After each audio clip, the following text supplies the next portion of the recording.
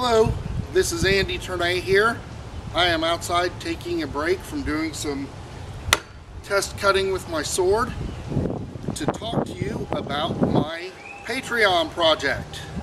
Now, as you know, Patreon is a website that supports artists, musicians, and others in creating new content, and the idea is you give a very small dollar donation on a monthly basis, and if many of you do this, this will fund artists, musicians, or people such as myself in doing research and having the time to devote to the work that they do and being able to produce the content that you're wanting. And this, my first project, is going to be to tackle the myths of white supremacy and the mythology that Vikings are somehow an ideal of Aryan manhood out there. Now, Vikings have become very popular over the last several years, partly due to the Viking television show, partly due to the spread of reenactment of Viking culture throughout North America, Europe, and Canada, and so on and so forth. But another reason, a darker reason, why it has gotten popular is because white supremacists have really latched onto this mythology as a way of recruiting people into their belief systems.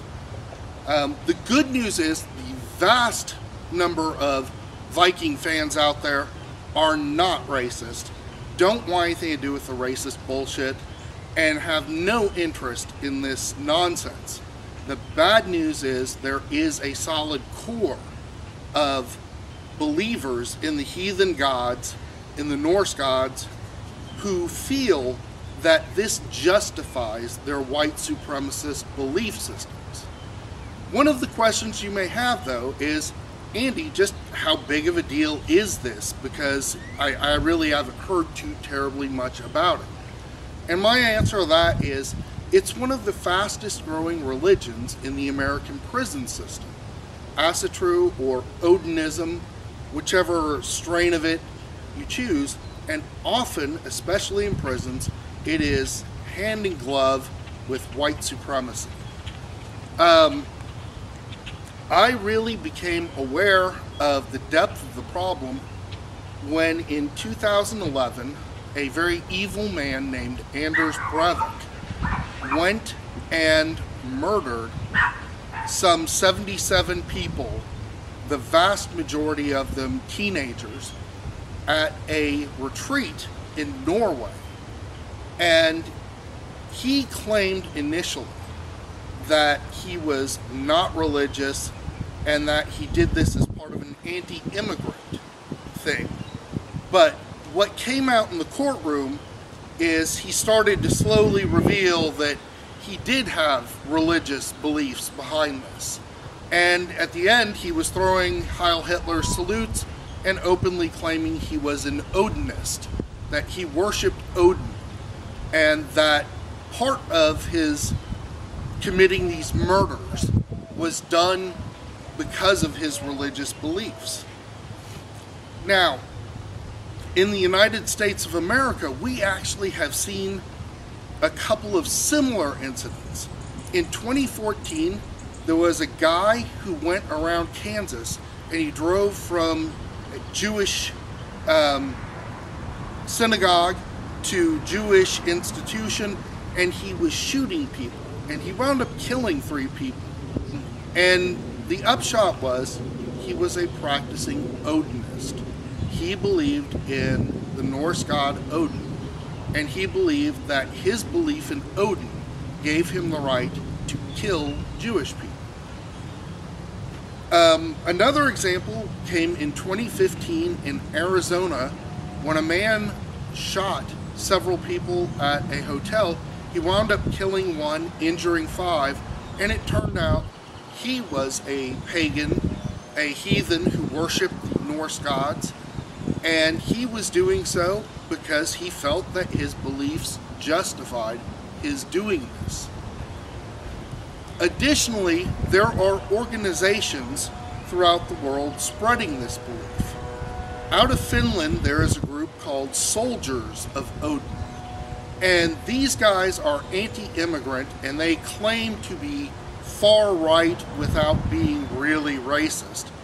But when you look at their leaders are all associated with neo-Nazis, and they are affiliated with that hateful ideology. And this group has spread to Sweden and to Norway and to Canada. And from what I understand, there are actually chapters forming in the United States right now. So this type of ideology is clearly spreading. One of the things that shocked me when I looked at photos of the Charlottesville March is that I actually saw several images which contained Viking imagery. Now, when I say Viking imagery, I'm referring to runic symbols from the runic alphabet that was used by the Scandinavians back 1,000 and more years ago. Several flags contain these symbols, as did some t-shirts, as did some shields, those little homemade shields the Nazis had to defend themselves. The symbols that they used were runes such as Odal, which means estate, inheritance, or heritage. They also used Algis, which is a rune that the Nazis adopted as a Lebensrune, or a life rune. And I didn't see this at the Charlottesville March, but another one that's very popular amongst the Nazis and Aryans and white supremacists is the Tyr rune for the one-handed god of war from Norse mythology.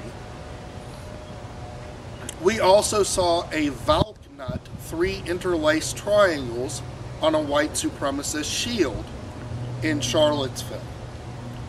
Now, all of these symbols, which most of you probably don't know the meanings of, all of these symbols are intended to be messages to other white supremacists.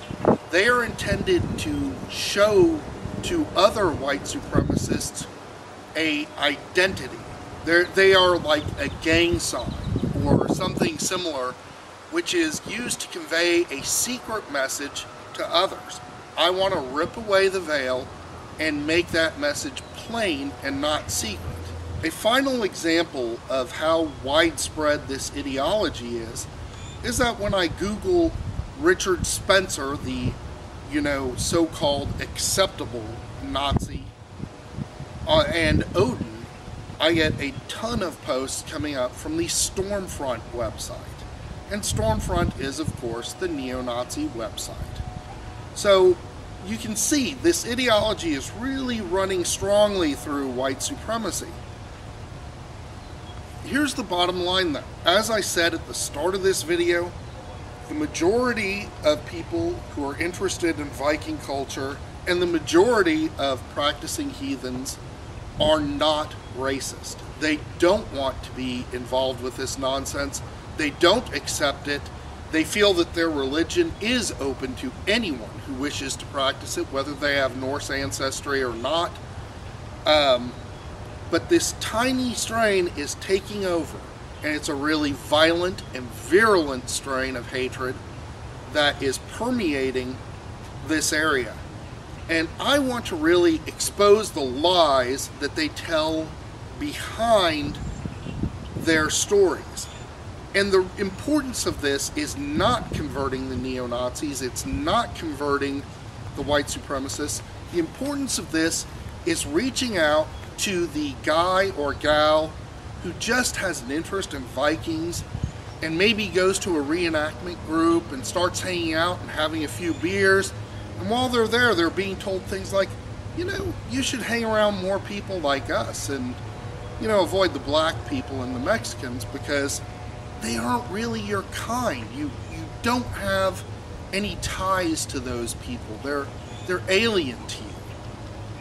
This kind of slow indoctrination into this belief system is shown to be a pretty effective method of indoctrination, and I would like to rip away all the lies that support this indoctrination so that people going to those events know what to look out for, know the danger signs of white supremacy, and can debunk it on the spot. So again, I'm asking you to help fund me on Patreon. This is going to be my first project. I am really excited about it. I'm going to be talking to a lot of academics. In fact, I already am, so that I can really get from the original Viking sources the information needed to show these lies for the deceptions that they are.